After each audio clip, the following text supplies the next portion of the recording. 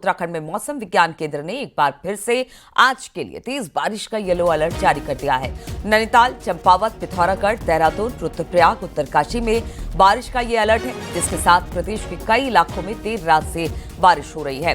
वहीं कुछ इलाकों में 40 से 50 किलोमीटर की रफ्तार से आंधी चलने का भी अलर्ट है। बारिश के अलर्ट के बाद चारधाम यात्रियों को भी सतर्क रहने की अपील की गई है और नदी नालों से दूर रहने की सभी लोगों को सलाह दी गई है।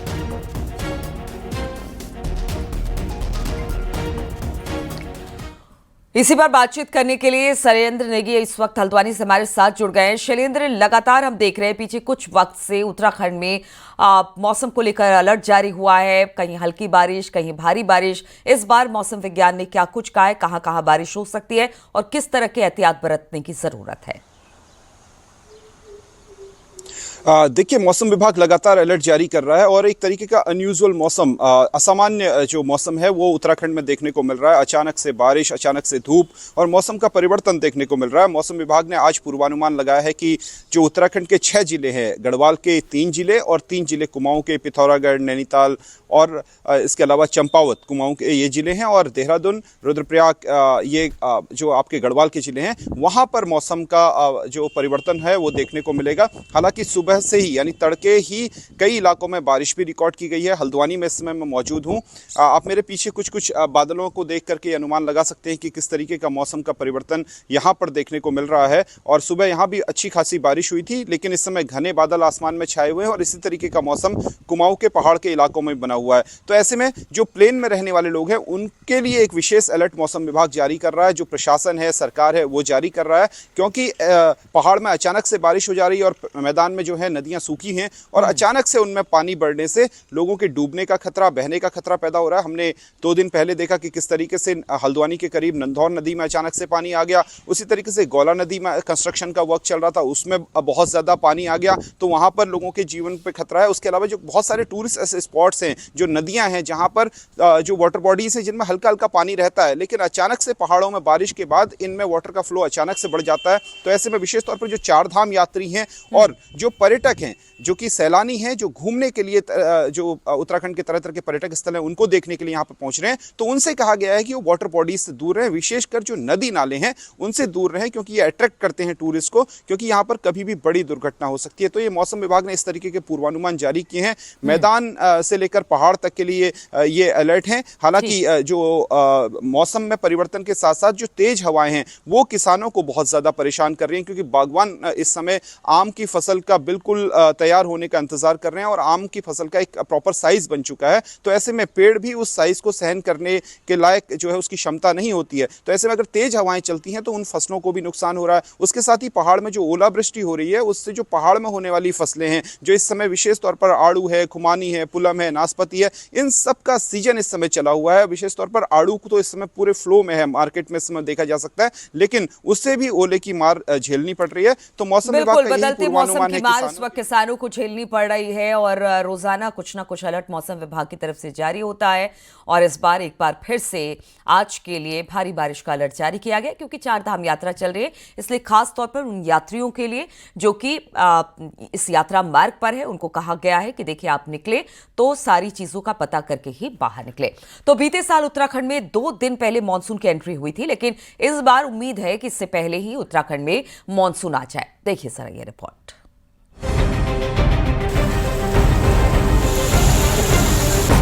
केरल में तय समय से 1 हफ्ते पहले मानसून की दस्तक के बाद में अब उत्तराखंड में भी मानसून के जल्द आने की संभावना जताई जा रही है। मौसम विभाग को उम्मीद है कि 15 से 25 जून के बीच में उत्तराखंड में मानसून प्रवेश कर जाएगा। वहीं मौसम विभाग को उम्मीद है कि इस बार बारिश पुराने रिकॉर्ड तोड़ सकती है। मई महीने में अभी तक सामान्य से 59% ज्यादा बारिश रिकॉर्ड हुई है। कि जो मानसून है वो अबव नॉर्मल जो है उसकी अच्छी प्रोबेबिलिटी है कि इस बार जो है अबव नॉर्मल जो है मानसून वो रहेगा। उत्तराखंड में भी जो मॉडल प्रिडिक्शन दिखा रहे हैं तो उसमें अबव नॉर्मल के लिए वो दिखा रहे हैं। तो बिल्कुल उत्तराखंड ऐसे भी अगर नॉर्मल देखें इसका तो आसपास के स्टेट से काफ़ी ज़्यादा है, और अगर हायर साइड में मिलती है तो कहीं ना कहीं थोड़ी हमारे लिए दिक्कतें रहती हैं। तो लेकिन जो प्रिडिक्शन है जो दिया गया है उसमें तो यही बोला है कि अबव नॉर्मल मानसून इस बार वो रहने वाला है। उत्तराखंड में प्री मानसून सीजन में अच्छी बारिश देखने को मिल रही है। पिछले 48 घंटे को देखें तो प्रदेश के रुद्रप्रयाग, चमोली, उत्तरकाशी में बारिश हुई है और इसके साथ ही मौसम के रुख को देखते हुए चारधाम यात्रियों को भी सतर्क रहने की सलाह दी गई है और नदी के साथ में बरसाती नालों से दूर रहने को कहा गया है। Bureau report, news 18। जुलाई 2023 में अवैध खनन के चलते धाराशायी हुए कोटद्वार के मालन पुल का निर्माण आखिरकार पूरा हो चुका है। मुख्यमंत्री पुष्कर सिंह धामी आज पुल का लोकार्पण करेंगे और इसी के साथ पुल को पूरी तरह से गाड़ियों की आवाजाही के लिए खोल दिया जाएगा। रविवार को कोटद्वार विधायक और विधानसभा अध्यक्ष रितु खंडूड़ी ने पुल का निरीक्षण किया, साथ ही सीएम के आने की तैयारियों का जायजा भी लिया।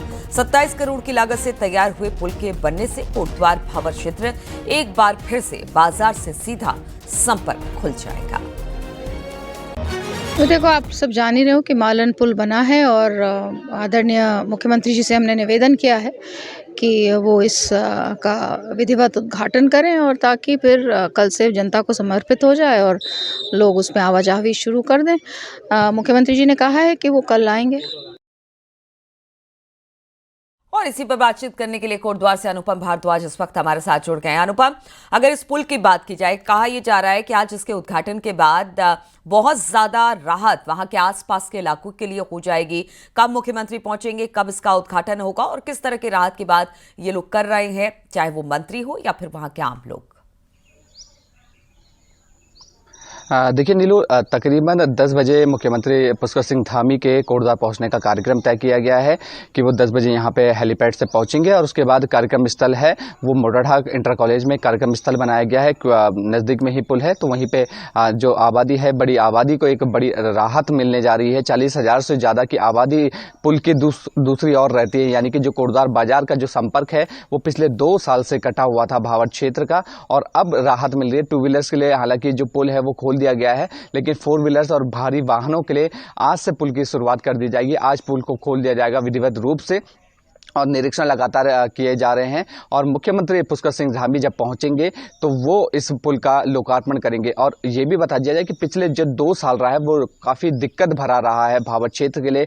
कभी उन्हें कर्णाश्रम के रास्ते जाना पड़ता था या फिर वैकल्पिक रास्ता, जो वैकल्पिक मार्ग बनाया गया था, ह्यूम पाइप से बनाया गया था मालन पुल पर, मालन नदी पर, उसके रास्ते जाना होता था। बरसात आती थी, फिर वो जो वैकल्पिक मार्ग था वो ढह जाता था। तो काफ़ी दिक्कत भरा ये पूरा 2 साल रहा है भावर क्षेत्र के लिए। लेकिन आज से ये जो दिक्कतें हैं वो खत्म होने जा रही है।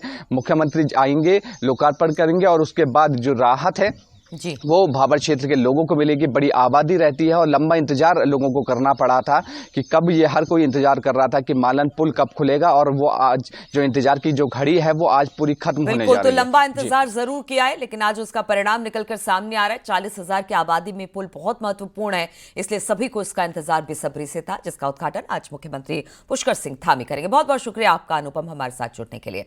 और दिल्ली में मुख्यमंत्री परिषद की बैठक में सीएम पुष्कर सिंह धामी ने उत्तराखंड में लागू यूसीसी पर प्रेजेंटेशन दिया और बताया कि उत्तराखंड में यूसीसी में 4 महीने में 1.5 लाख से ज्यादा आवेदन मिले, जिसमें राज्य के करीब 98% गांव से आवेदन किए गए। सीएम धामी ने यूसीसी लागू करने में मार्गदर्शन और सहयोग के लिए प्रधानमंत्री और गृह मंत्री को धन्यवाद दिया। सीएम धामी ने बताया कि यूसीसी लागू करने के लिए मजबूत सिस्टम का निर्माण किया गया। प्रक्रिया को आसान बनाने के लिए एक पोर्टल और मोबाइल ऐप भी डेवलप किया गया। साथ ही ग्रामीण स्तर पर विकसित 14,000 से ज्यादा कॉमन सर्विस सेंटर्स को इससे जोड़ा भी गया है।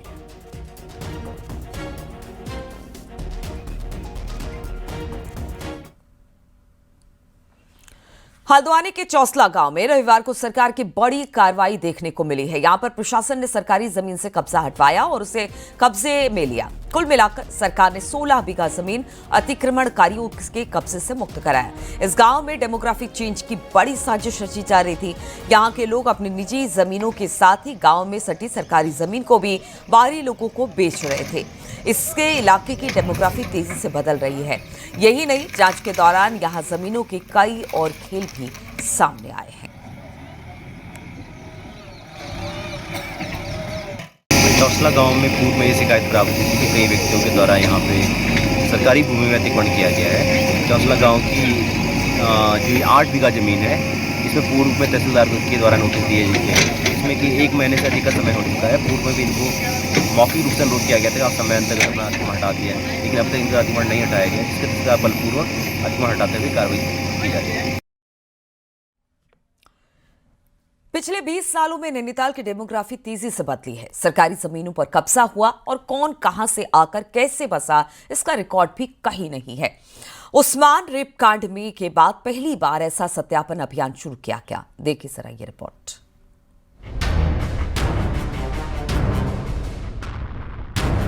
उस्मान कांड के बाद नैनीताल में अब किराएदारों के साथ मकानों के मालिकों का भी वेरिफिकेशन हो रहा है।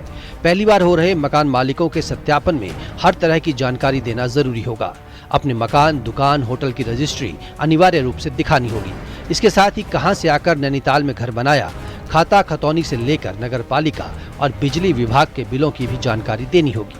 वहीं स्थायी निवास प्रमाण पत्र के साथ ही सरकारी योजनाओं का क्या लाभ लिया और किराएदारों का भी ब्यौरा देना जरूरी कर दिया गया है।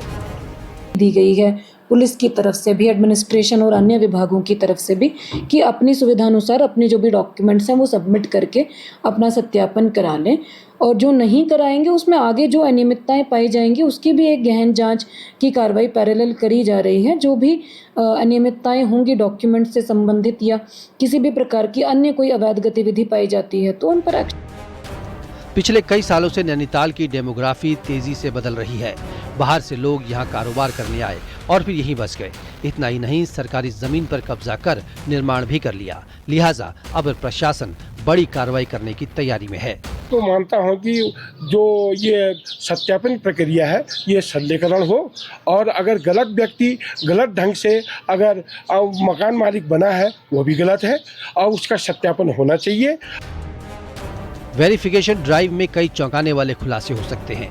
हालांकि पहले भी कई बार ऐसे अभियान जरूर चलाए गए, लेकिन कोई बड़ा फायदा नहीं हुआ। नैनीताल से न्यूज़ 18 के लिए वीरेंद्र बिष्ट की रिपोर्ट। और देहरादून से खबर है, विकासनगर आरटीओ और देहरादून आरटीओ में रजिस्टर्ड 3 एसयूवी गाड़ियों में सवार युवकों ने देहरादून में खूब दबंगई दिखाई। बताया जा रहा है कि वीडियो देहरादून से एसपुर हाईवे का है। एसयूवी में आधे लटके युवकों ने हाईवे को इस तरह घेर रखा था ताकि बाकी गाड़ियां ना ओवरटेक कर सके। स्थानीय लोगों ने दबंग युवकों की शिकायत पुलिस से दर्ज कराई, जिसके बाद पुलिस ने उत्पात मचाने वाले युवकों को दून पुलिस ने देर रात दबोच लिया। नया गांव चौकी में लाकर इन पर कार्रवाई की। फोटो में दिख रही तीनों गाड़ियों में से 2 विकासनगर आरटीओ और 1 देहरादून आरटीओ में रजिस्टर्ड है।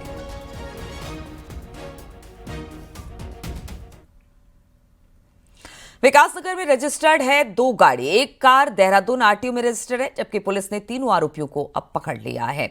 बढ़ते अगली खबर की ओर। देहरादून के माल देवता क्षेत्र में कुछ उपद्रवी तत्वों ने सड़क पर स्टंट करते हुए राहगीरों को काफी परेशान किया। सोशल मीडिया पर वायरल हो रहे वीडियो में साफ दिखा जा सकता है कि किस तरह से कुछ युवक मुख्य मार्ग पर खतरनाक स्टंट कर रहे हैं और रील बनाने में जुटे हुए हैं। ये घटना न केवल कानून की खुलेआम अवहेलना है, बल्कि सड़क पर चल रहे लोगों की सुरक्षा के लिए भी गंभीर खतरा है। वीडियो में साफ जाहिर होता है कि इन स्टंटबाजों को कानून का कोई डर भय नहीं है।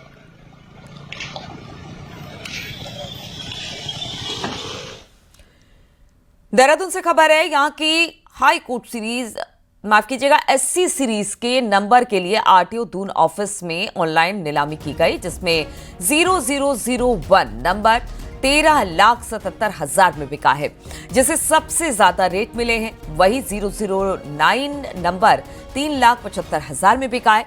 ये नंबर जीएमटी बिल्डर्स ने अपनी कंपनी की गाड़ी के लिए खरीदा है।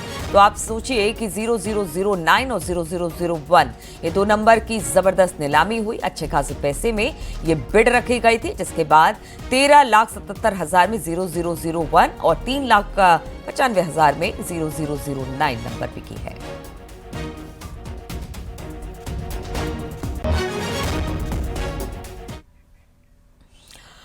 हल्द्वानी में एक बार फिर रफ्तार का कहर देखने को मिला। यहां गुरु गोवलकर रोड पर एक तेज रफ्तार बाइक से दूसरे बाइक सवार को टक्कर मार दी। बताया जा रहा है कि तेज रफ्तार एक बाइक सवार अपनी स्पीड नहीं थाम सका, जिसके कारण उसकी कार जो थी वो बेकाबू बाइक सामने से आ रही थी, दूसरी बाइक से जा भिड़ी। हादसे में दोनों बाइक सवारों को चोटें आई हैं। हादसे का सीसीटीवी फुटेज अब सोशल मीडिया पर वायरल हो रहा है।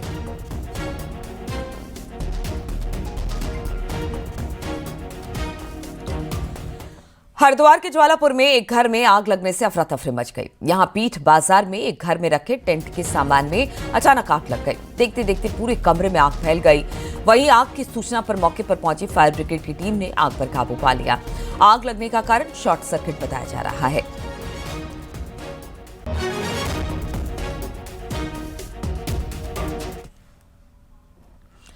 पिथौरागढ़ की दारमा घाटी में सोबला दर दिमाग रोड भारी लैंडस्लाइड के कारण बंद हो गया। इस रोड में सोबला के पास भारी बोल्डर पहाड़ी से गिरे।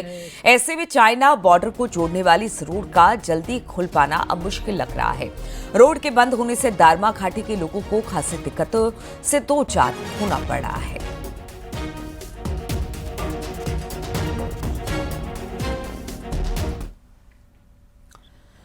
रुद्रप्रयाग में बारिश की वजह से बद्रीनाथ हाईवे पर सिरोबगढ़ के पास लैंडस्लाइड हुआ, जिसकी वजह से हाईवे बंद हो गया। इसकी वजह से सड़क के दोनों तरफ गाड़ियां फंस गई। वहीं सूचना पर पहुंची प्रशासन की टीम हाईवे में मलबा हटाकर हाईवे को खोला गया। सुरक्षा के लिहाज से यहां पर पर्याप्त पुलिस बल तैनात कर दिया गया। बाधित हो रहा है यहां पर जो सड़क, यहां पर पहाड़ी से मलबा पत्थर लगातार सड़क पर आ रहा है, जिससे वाहनों की आवाजाही में काफी दिक्कतों का सामना करना पड़ा है। सुरक्षा के लिहाज से यहां पर पर्याप्त पुलिस फोर्स की तैनाती कर दी गई है।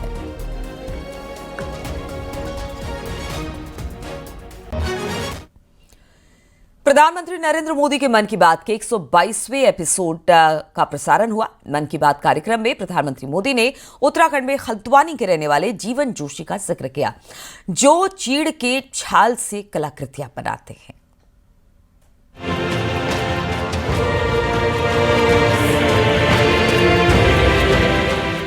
मन की बात कार्यक्रम में पीएम मोदी ने हल्द्वानी में रहने वाले दिव्यांग कलाकार जीवन जोशी का जिक्र किया। हल्द्वानी के कटघरिया इलाके में रहने वाले 65 साल के जीवन जोशी बचपन से ही दिव्यांग हैं, लेकिन उसके बावजूद उन्होंने कभी हार नहीं मानी। जीवन जोशी ने चीड़ यानी पाइन ट्री के पेड़ की छाल को तराशना शुरू कर दिया। जीवन जी ने एक अनोखी कला को जन्म दिया, नाम रखा बगेट। इसमें वो चीड़ के पेड़ों से गिरने वाली सूखी छाल से सुंदर कलाकृतियां बनाते हैं। वो छाल जिसे लोग आमतौर पर बेकार समझते हैं, जीवन जी के हाथों में आते ही धरोहर बन जाती है। उनकी हर रचना में उत्तराखंड की मिट्टी की खुशबू होती है। खुद नैनीताल से सांसद और पूर्व केंद्रीय मंत्री अजय भट्ट उनके घर पहुंचे और जीवन जोशी को बधाई दी। जीवन जोशी इस दौरान गदगद दिखे। उन्होंने एक ऐसा ट्रेनिंग सेंटर खोलने की इच्छा जताई जहां वो नई पीढ़ी को कला सिखा सकें।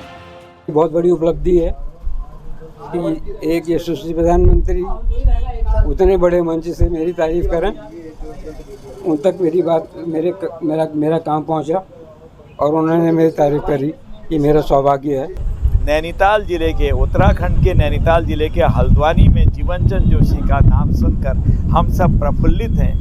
हम तो जीवनदा से मिलते रहते थे, पर उनकी जो आज पूरी कृति देश और दुनिया में गई है और वो हमारे लिए आदर्श है। दिव्यांग कलाकार जीवन जोशी इतने बड़े शिल्पी हैं कि खुद पीएम मोदी ने मन की बात कार्यक्रम में उनका जिक्र किया। जैसे ही पीएम मोदी ने जीवन जोशी के नाम का जिक्र किया, उनके घर बधाई देने वालों का तांता लग गया। न्यूज़ 18 के लिए ब्यूरो रिपोर्ट।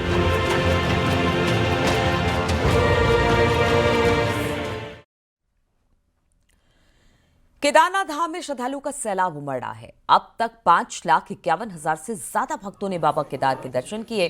रविवार को केदारनाथ धाम में 23,574 भक्तों ने बाबा केदार के दर्शन पूजन किए। वहीं अब धीरे धीरे चार धाम में यात्रियों की संख्या लगातार बढ़ रही है और उम्मीद जताई जा रही है कि इस बार की यात्रा पिछले सारे रिकॉर्ड तोड़कर नया कीर्तिमान स्थापित करेगी।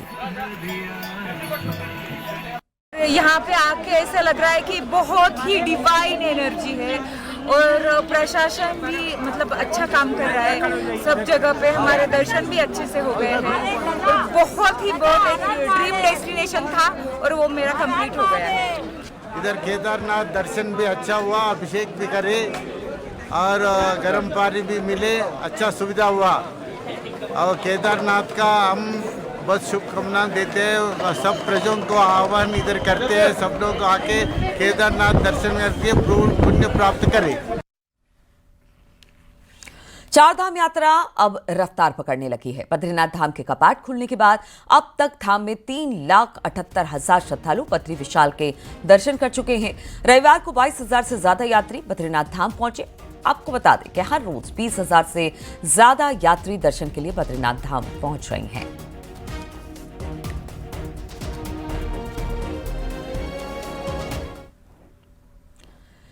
उत्तरकाशी में गंगोत्री यमुनोत्री धाम में अब तक 4,84,000 से ज्यादा यात्री दर्शन कर चुके हैं। यमुनोत्री धाम में सबसे ज्यादा 2,50,000 से ज्यादा यात्री पहुंच चुके हैं, जबकि गंगोत्री धाम में 2,34,000 यात्री दर्शन कर चुके हैं। वहीं चारों धामों में सुविधाओं से यात्री बेहद खुश हैं और सरकार की तारीफ कर रहे हैं। श्रद्धालुओं में बहुत उत्साह है और बहुत उत्साह के साथ मां गंगा के दर्शन में लोग लाइनों में लगे, घंटों से लाइन में लगे हैं और तमाम उनके लिए यहाँ पर टीन शेड की भी व्यवस्था की गई है ताकि यात्रियों को जो बरसात से जो है सुरक्षा मिले। और तमाम दर्शक जो है माँ भगवती गंगे के दर्शन और पूजा पाठ करवा रहे हैं। जय माँ गंगे, हर हर गंगे। सहारनपुर का रहने वाला एक युवक हरिद्वार से 351 लीटर गंगा जल भरकर पैदल यात्रा पर बाहर निकला है। जम्मू कश्मीर के पहलगाम में आतंकी हमले में मारे गए लोगों की आत्मा की शांति के लिए मनोज शिव नाम के युवक ने हर की पैड़ी से सहारनपुर तक की यात्रा करने की ठानी। गंगा जल की भारी भरकम 2 कैन लेकर चल रहे मनोज शिव को चलने में काफी कठिनाई पेश आ रही है, इसलिए एक हफ्ते में वो महज 3 किलोमीटर की यात्रा कर पाते हैं।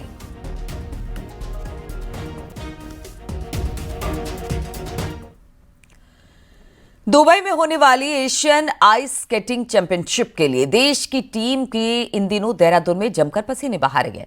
14 साल बाद दोबारा खुले देहरादून के आइस स्केटिंग रिंग में खिलाड़ियों को इंटरनेशनल लेवल की ट्रेनिंग मिल रही है। देखिए जरा ये report.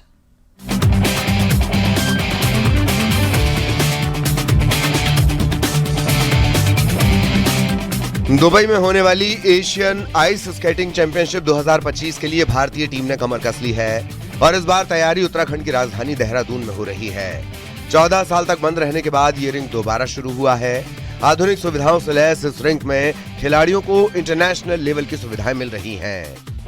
I think it's a ray of hope for the coming generations.